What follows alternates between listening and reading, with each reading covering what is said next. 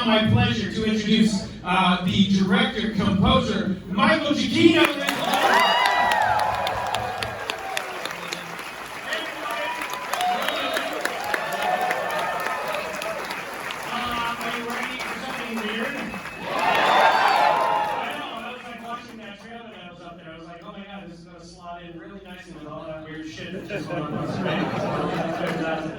I have been waiting since I was 10 years old to make this for you. So, how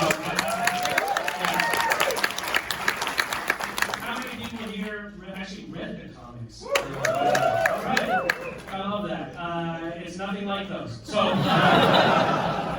and it's something like those. But I love those comics. I had as a kid, so I'm just happy to be here and really thrilled that we're actually going to be showing this to you on film. Sit back, enjoy, have a great time, and I'll be out here later, and we'll do our thing. All right.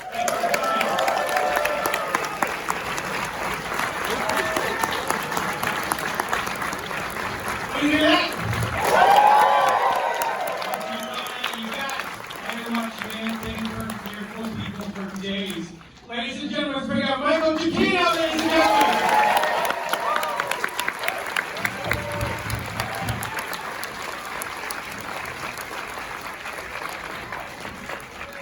Okay, it was weird.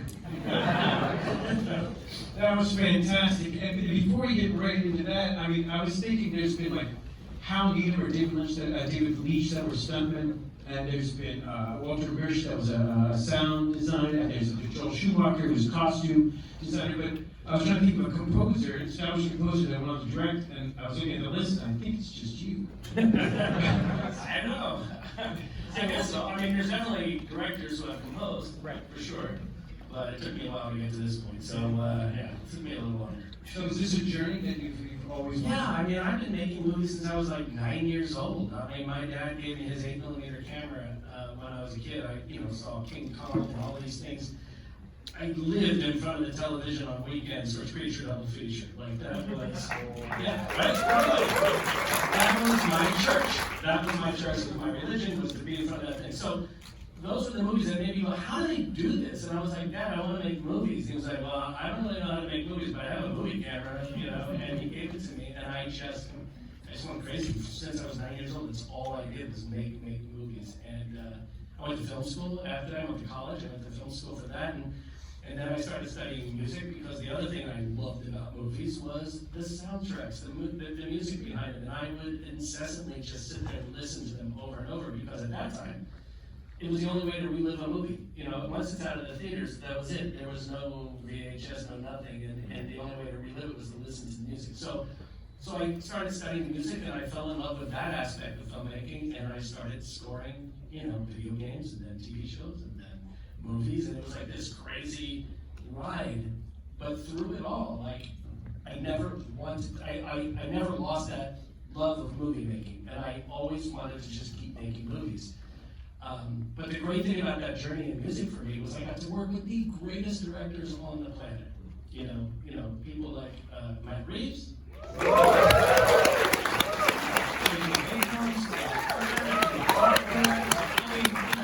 It's an embarrassment of riches. I learned so much from them over the years, and I would just go hang out on set and watch them work. I remember being with JJ, and we were shooting Star Trek, and it was like, I don't know, 1 or 2 in the morning, and they were nowhere near done. And I had been there for a bunch of hours with them, and I was like, I'm gonna go home. And he goes, no, please don't. Please don't. I want a friend here. Just such long hours, I was like, I'm going home. I didn't get to do that. You mentioned feature, double features, and it seems like the inspiration obviously is 30s and 40s horror, but it seems like it's like Karloff B-sides. It's everything. Like Idle the Dead, or like the B-sides, the weird ones. All of it. It's all of it. Because that was the great thing about feature, double feature. It was like a roulette wheel. You never knew what you were going to get that day. It could be a Vincent Price movie. It could be some sort of kaiju movie. You just didn't know what you were going to get. And I loved it all. And I feel like this is an absolute love letter to every one of those films that inspired me as a kid. It goes to all of them, every single one of them. And what led you to Werewolf by Night and Jack Russell's?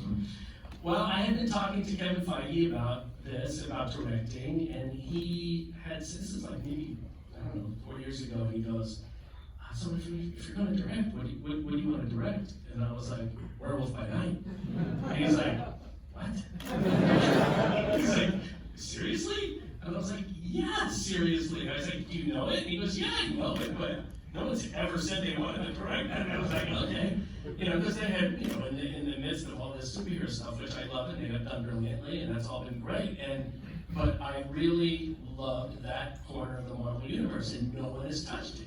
And I was like, you guys, you have everything here. You have Frankenstein's monster, you have, you know, the Tomb of Dracula, you have all, you know, the werewolf, you have it all. Let's have some fun with that. I think it's time to do something weird and different and new. And he was just like, huh, okay. Yeah, and we started talking about it, and honestly, I was like, this is never going to happen. This is never going to happen. It's never going to happen. And then suddenly it just started happening.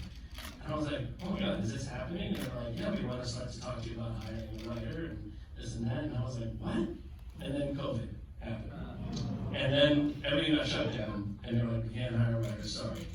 And then it was just like, you know, you all know, we were all just stuck at home. And I was stuck at home, and we were just like, I was like, well, there goes that. And about a year into it, I got a call from Stephen Broussard, and he was like, hey, and he's one of the producers, and also, I'll introduce some people that are here tonight, but, and he goes, you still want to make that thing? And I was like, yeah, yes. He goes, well, we can hire a writer. And I was like, are you kidding me? He's like, no. He was like, and it just kept going. And honestly, it was like, when I got hired on The Incredibles for the first time,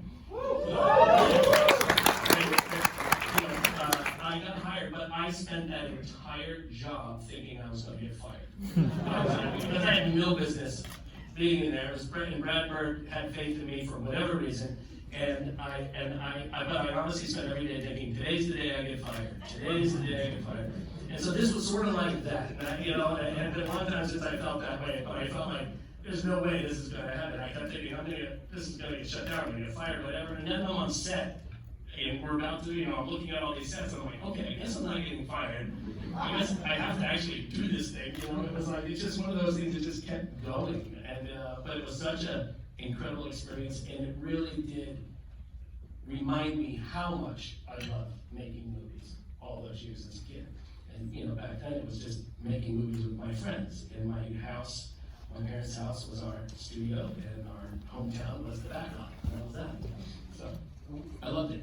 What is the dance in which you're doing an ode to something but keeping it fresh? Like you didn't do the old aspect ratio. Yeah. You did it in black and white. So like you want to keep it fresh and new, but still classic. Well, it's me honoring all the nerd aspects of my brain. You know, like I love anamorphic lenses, and I was like, can I do this? I just kept asking, can I do this anamorphic?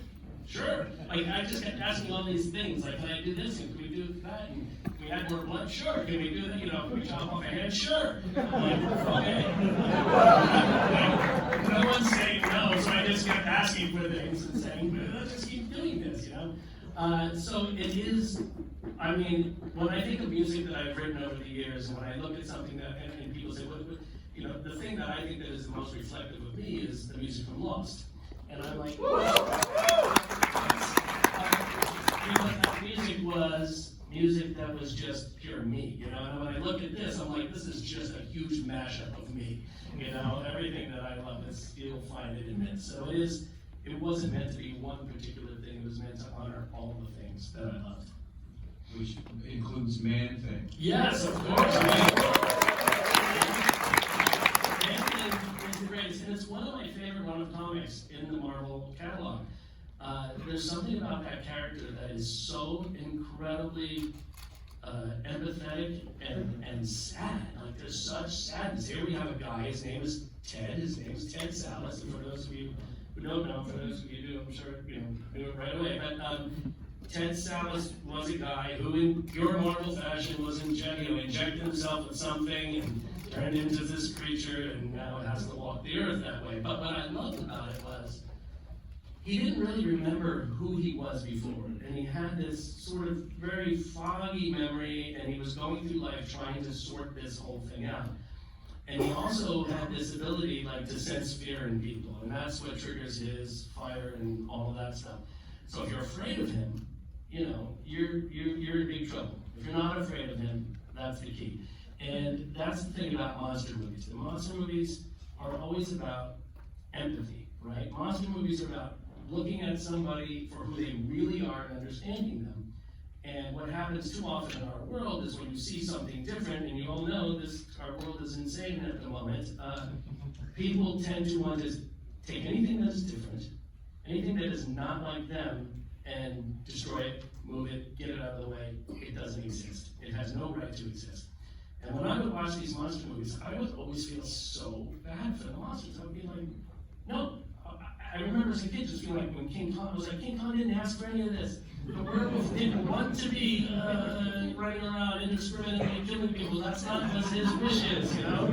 And I used to just be so upset at the people that would just light the torches, chase him down, and want to kill him. Because I was like, no, monsters, that's a bad name. These are just people with problems, and they need help. You know? And that's Did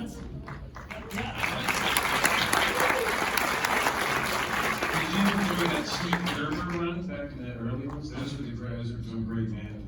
Oh my God, yes. But those all explore this idea of loneliness and this need of assistance, right? And I was, you know, we should all help each other. When you have a problem, we should all be open to helping each other. And that's what I got out of those monster movies as a kid. And I wanted to bring as much of that as I could into this. Yeah, it's beautiful. And then Gail was an inspired choice. Gael's the greatest, right? Come on. Gael.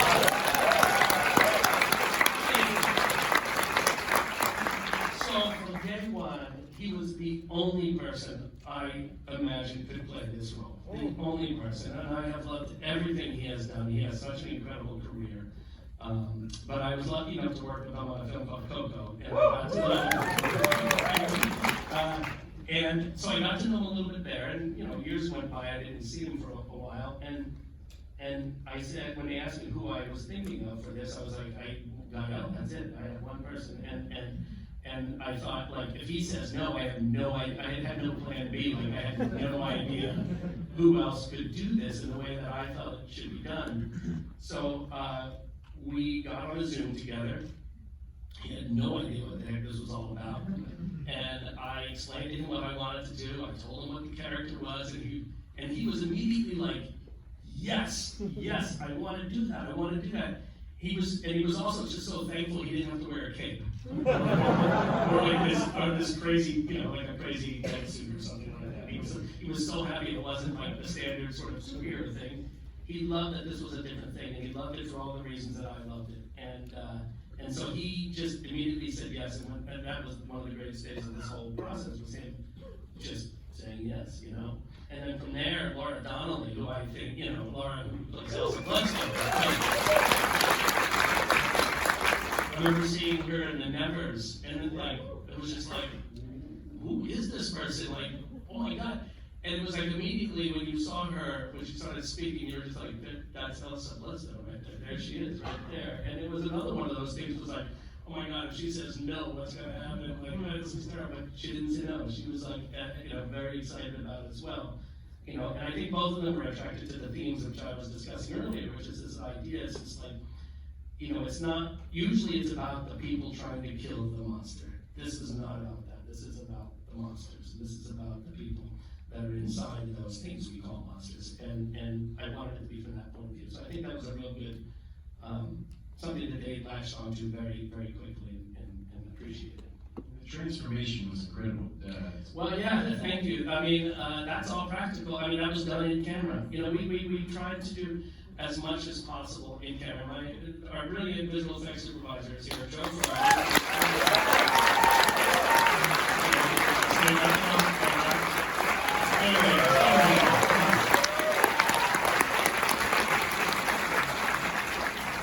And Joe did an enormous amount of work. He and his team did an enormous amount of work on this, but so much of it is invisible. And a lot of what we did try to do was do as much practical in-camera things as we could. You know, like when the werewolf jumps down for the first time and he grabs that guy, the guy goes flying and he lands on his head and breaks his neck. That was done in reverse. We literally had the guy's head broke, you know, he had his head on a rope, and then we just pulled him up, and then we just reversed the film. You know, and Gene gets pulled into the cage. We did the same thing. Like, there's many things that we could do in that vein, the way that they would have had to do them back in the day, or the way that I had to do them as a kid making 8mm movies, we did that, and it was great. And a shot like that transformation, that was in my head from the very beginning. I just kept thinking, like, all right, there's no way we can best the transformations that we've seen already. American Werewolf in London is one of them. Again, they're genius, and it's like you're not going to do better than that. So I'm like, one of the things about horror films that I love is not what you see, it's what you don't see. And it's the shadow of the thing as opposed to the thing itself. Those are the things that are more terrifying because it allows our brain to fill in everything that's not there. It's why people say, oh, the movie was good, but the book was so much better. Because they're creating this version of it in their head that can never, never, never be outdone by what you're trying to do. So I thought if we approach it from that way, it would be really interesting just to see him struggling in shadow, but to focus on what was really important in that scene, which was Elsa. And that scene to me is less about Jack than it is about Elsa. This is sort of like the culmination of all her fears about her family and about her life and about what was going to happen is happening right here in this moment. So the beginning of the shot does, nice and clearly, you see the shadow of Jack and he starts to transform, but as the shot goes on, it slowly becomes about her. It's all about her. And, but that took months to plan, that shot, right, Joe? To get on set, the shadow happening with Elsa there, and the camera move, all of that was extremely difficult, but it ended up working brilliantly, and a lot of it's thanks to Joe. So. I also really enjoyed the sound design of this, especially the opening monologue with that, whatever effect you used, probably rated it like a 30s frame of mind. Yes. Yeah, well, we wanted to, again, an embarrassment of riches, people that I had worked with for so many years up at Skywalker Sound, they came on board and did this with me, like Juan Peralta and Michael Giacchino and Gary Rydstrom. Gary Rydstrom was there helping, oversee all the sounds and everything. These are people that, to me, are legends, and to me, are the top of their game, And that opening that you're talking about it's all in mono, right? Everything it starts off in mono. And it was actually Gary Rydstrom who suggested, why don't we start in mono and then sort of, find a place to broaden it out. And I thought, oh, well, there's this great walk down the hallway. As he's going down the hallway, we can slowly open it up so that when you get that grand reveal of the rotunda, then we're in full stereo again. But the beginning was completely it's all mono, and it was just, just to give that feel of, an old film, we just went for that. It was just fun on every level to do that, yeah. Can you talk a little about like the Technicolor Man thing at the end? I have Yeah, I love, it's interesting. It's like, if you think to yourself, whose movie is this? I don't know. It's partly Man-Thing's movie, it's partly Jack's movie, but in my mind, I really feel like it's Elsa's movie, because this is her transformation and her shedding all of that shit she's had to deal with for years. And we all have shit in our lives that the moment you allow it to just fall away from you, you feel so much better. And I thought, like, how can we sort of illustrate that, knowing that this is in black and white? How can we get that across? And I thought, let's slowly fade to color at the end, and just to show that, okay, it's a whole new world opening up for her. We are now in a whole new space, and she is now in charge. She is going to do what she will with this, and what that is remains to be seen. We'll see what happens. Who knows? But to me, it was like an interesting way to do it. And then when we actually got the permission to use Somewhere Over the Rainbow, I was like, okay, so it's all together now. And I was like, oh yeah, that's like everything I love about movies is happening right there. And it seemed like a perfect grouping. As a director-composer, when you're like thinking the shots, how it's edited, are you also like thinking about how it's going? Yeah, sure. It's kind of annoying actually, because there was a second where I thought, like, well, should I have somebody else write the music for this? Or should You know, but I thought that would be an awful thing to do to somebody. I would just be such a pain in the butt, and I would probably be overbearing, and I said, let me, I'll just do it myself. But on set, I clearly knew in my head the tempo and the pace of certain things. And my friend Kirk Thatcher, who's back there,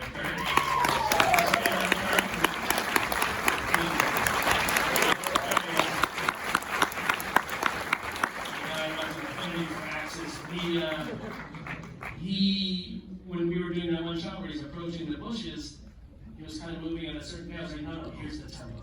You know, and it was like sort of just like, here's how slow. Everything was slow. And so I just knew in my head, once we got there, I knew how that should be. So it was constantly doing it. And some of the themes I actually wrote prior to shooting or while shooting, and I was able to have them and listen to them. I could play music for people on set and say, here's the mood, here's the thing. Now, the thing that I was worried about was once we got to editorial, I was like, normally I have a great director to sort of bounce ideas off of and to keep me honest and to tell me, that sucks, you need to make that better, you know, and I was worried that I didn't have that, but I quickly found that my editor, Jeff Ford, who was genius. Jeffrey Ford and I have done 5 movies together. I met him doing a movie called The Family Stone. And I remember working on that film, and as soon as I started looking at the cut, I was like, who edited this? Because everything was like in such beautiful rhythm. You know, it was so, and when that happens as a composer, it makes it so much easier to write what you need to write. And I was like, had to find out who he was, and he quickly became one of my favorite people to work with over time. We've done several Marvel movies together and lots of different things. But Jeff is great, and Jeff became the person who kept me honest. You know, he would be like, and the other great thing, like he was we edited it at my studio, so I was able to write in one room, he was editing in another room, and so while we were editing, I'd be like, I know what to write to this, I'll be right back. I'd go in the other room, I'd write a piece of music, I'd bring it in, give it to him, I'd throw it in the cut, and it would either inform the cut, he would change the cut, or I would look at it and go, oh no, and he would be like, oh, if you did this, then I would be like, great, be right back. And it was such a great, fun way to make a movie, you know? And it really was very much like what it was like to be a kid, you know? And when it didn't feel like you had a lot of rules around you, you just did what you felt was right. So I felt like very grateful that Marvel gave us that freedom to do that. That was wonderful. They allowed us that. And we just had a lot of fun, yeah. But the music it worked out okay. I mean, Jeff, like I said, kept me honest. When I think of the old white blue Werewolf by Night, I always think of bright green pants. Yeah. Well, those are green. He's wearing green. Yeah. So yeah, his whole suit is green. Obviously, you know, not obviously, but yeah, obviously his suit is green. Okay, see that in the black and white? Jeez. But importantly, you kept the pants, which I think makes the character. Absolutely, and they're green. And they make it even better. They're green. Yes. No. Mike Luke was one of the great artists of the Werewolf by Night run. I mean, his stuff is incredible. Yeah, just look at it. It's beautiful art. There's so many great panels in those things. It's again, I use the term embarrassment of riches, but it is, and it inspired a lot of what we did. I mean, Heather Quinn, who's here too, our writer.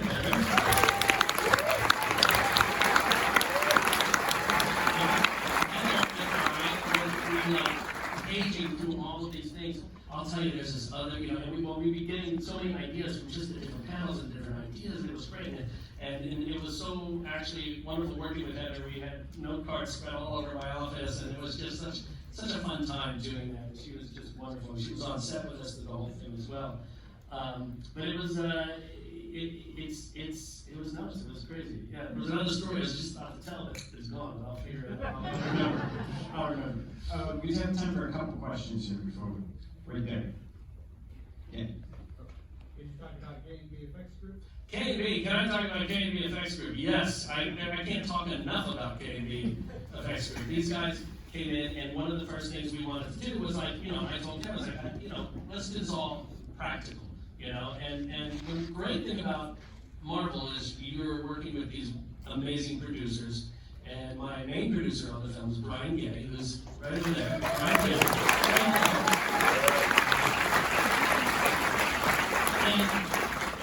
I sort of was in the back of my head thinking, are they gonna make me do a CG werewolf? Because I don't wanna do a CG werewolf. I really wanna do it,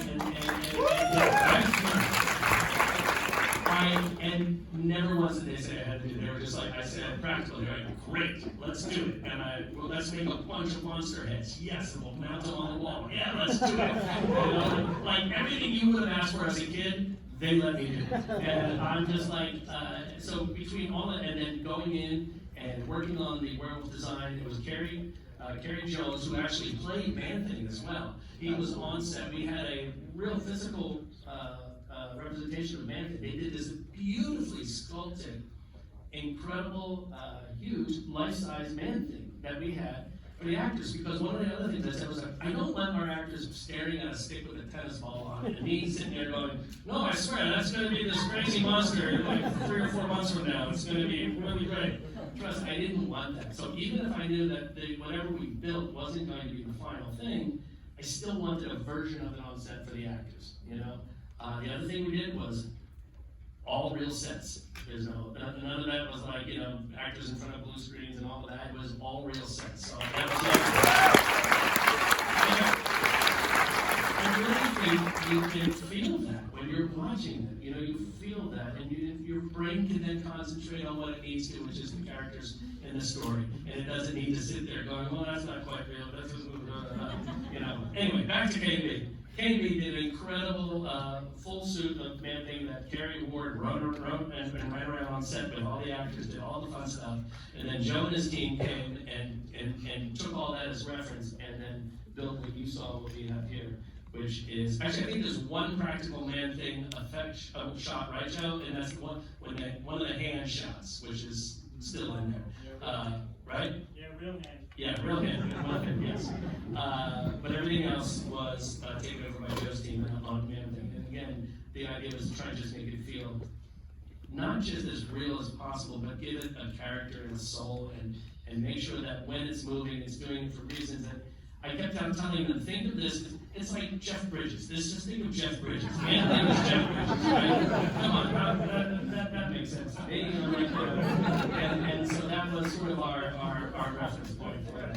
But yeah, I mean, between Kenny and me and Joe and his group, it was so much fun. You know, having arms on set, you had, especially when Eugenie, who plays one of the hunters in the wife, and she had her head, you know, smashed. And even that was like, I remember the last second, she'd go, oh, no, wait, let's do a shot where she just falls out of frame. You know, just like the whole thing with the sword in her head and everything. It was just fun, like, doing all those things. It was really fun. Over here, right there.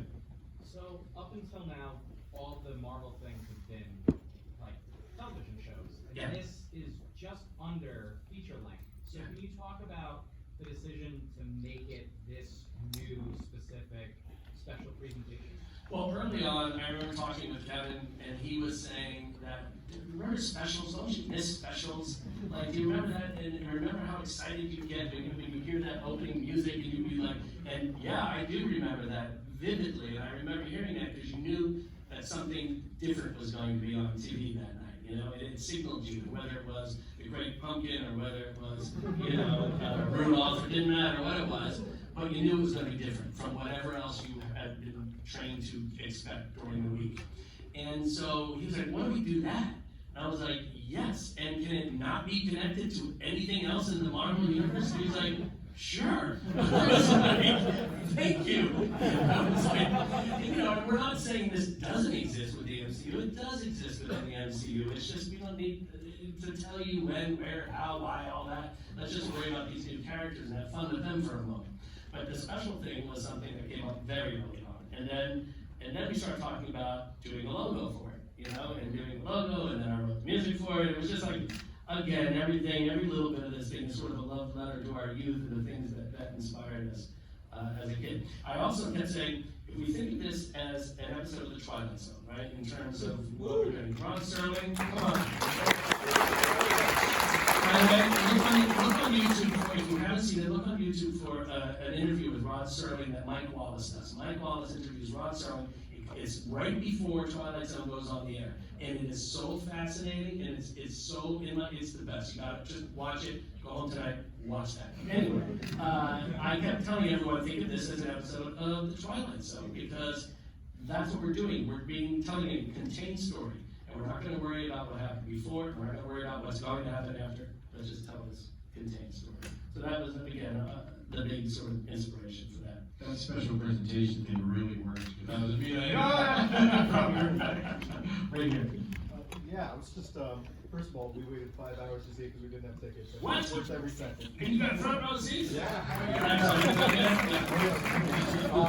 But obviously, I feel like there was a lot more confidence in your directing than a lot of people, you know, starting their directing career. Is this going to do like a pivot for you? Are you going to be doing less music and more directing? Or? Look, there are a few people in my life that will always write music for, you know, and one of them sitting in the room here. So, you know, but there's, yes, I want to make more movies. Yes, absolutely. Yes. If somebody out there is crazy enough to let me do it again, I would love to do it again. Might there be a Tomb of Dracula or Frankenstein's monsters? Maybe 5 minutes. We have a final question. Who has the best question tonight? Right there, you have the best question? All right, let's do it. Well, that's a lot of pressure. First thing, Twilight Zone's the best show of all time. The Howling Man, I got serious vibes from this. It's one of the greatest episodes of the show. You mentioned that you have a love for B movies, a love for horror. What specifically, were there any specific films that you were referencing throughout this and shots? I wouldn't say there were specific shots. There was one specific shot that we ended up cutting it out. And it was a shot where Gael runs up to the camera and I was like, you know, like in Raiders of the Lost Ark when he's running up right before he sees all the baskets that are all over the place. Let's do that. And that got time to film. So, everything else is a memory. All the other inspirations are a memory. You know what I mean? It's a memory of what I loved about everything. So there's nothing specific. It was just, again, it's all a memory. Yeah. And I think we have this gentleman here. Yes, with this open that you, this box that you open about, like Marvel doing really, you know, violent stuff, that I noticed Wendigo in the first, you know, with Bloodsport, and you know that it's tied with Wolverine and all that, you know, that Midnight Suns and Ghost Rider.